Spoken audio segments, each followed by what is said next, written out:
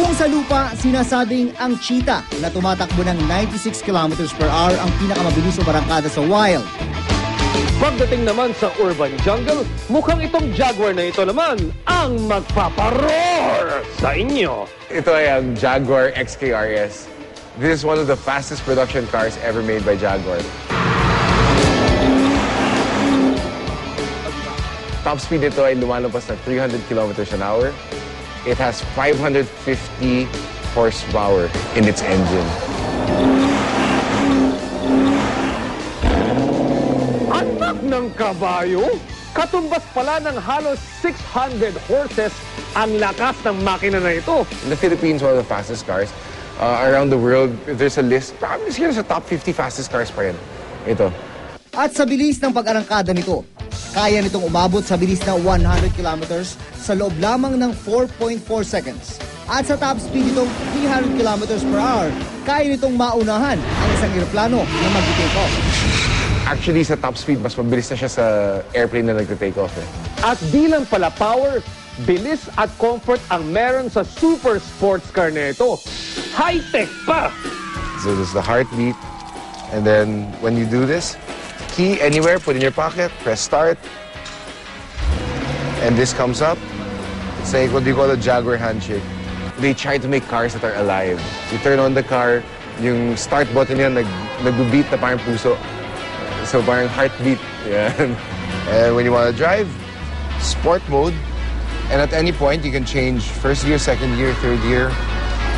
And put it back to normal drive, hold it down to the right, back to normal drive. Ito din, makita mo dito yung reverse camera.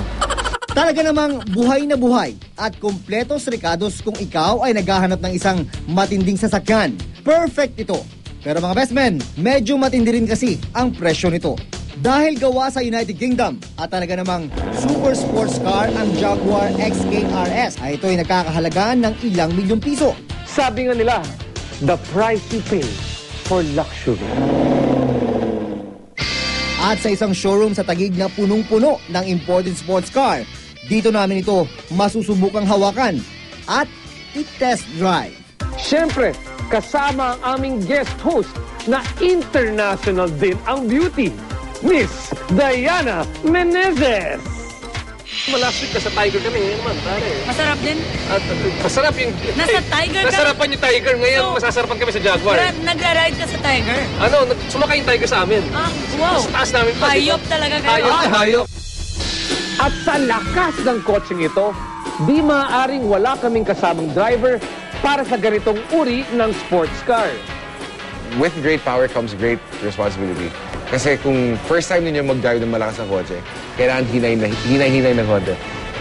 Average car maybe will have 160, 180 horsepower, malakas na yun sa kotse. This car has 550 horsepower.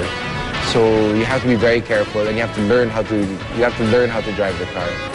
There have been cases in the past where people get into very bad accidents because they don't know. Minsan yung mga kliyente ko, sinasama ko pa abroad para mag-learn sa racetrack. And then locally, we also do local driving so that you can malaman mo yung power ng kotse mo and how to use it properly.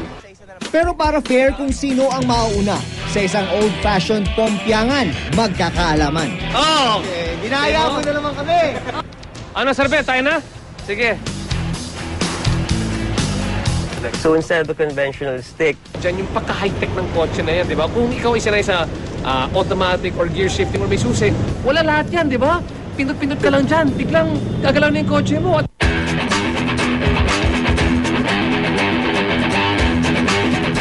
Okay, so here we go. Sports car. On Enjoy. on 10-15 kph. Okay. So ito muna, so relax lang. for this one, sir, pwede tayong kumuha ng stretch para ma-feel niyo yung power niya. Sige. So, we're gonna go to the street na medyo may space tayo. Anong street yan? Feel niyo ba? Suede yan. Yes, wave. So, you have luxury and power. Luxury. I'm feeling luxurious now. Iniingatan ko lang yung turn ko dito because this car is worth more than my life.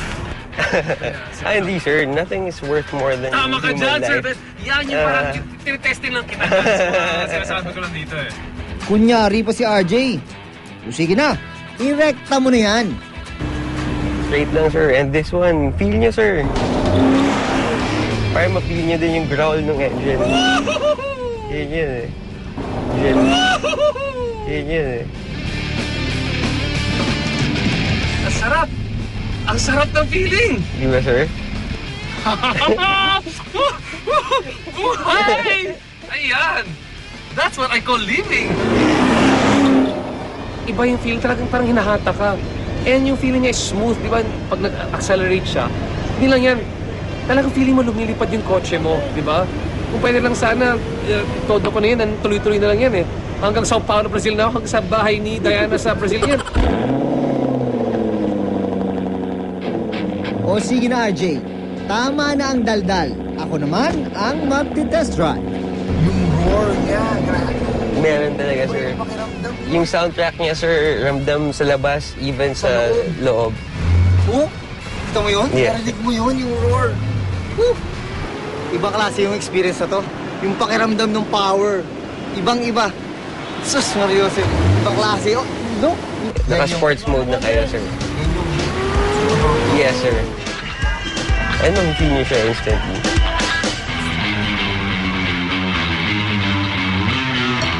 Baka mo konti. Oh! Astig! Ayos, di ba? Ibang klase! Yung... Para ako hinatak sa likod. No? Yun nga, sir. Mararamdaman mo Klase kagad. itong mga kotse na to. Mga best man yung tulog. Ibang klase, ibang klase. Uy, Junvi, may susunod pa sa'yo. Baka maubos mo ang gas niyan. 1, 2, 2, 3. 3. Oh! Finlore ko talaga to, Finlore. Iba klase yung pakiramdam, pare talagang boom!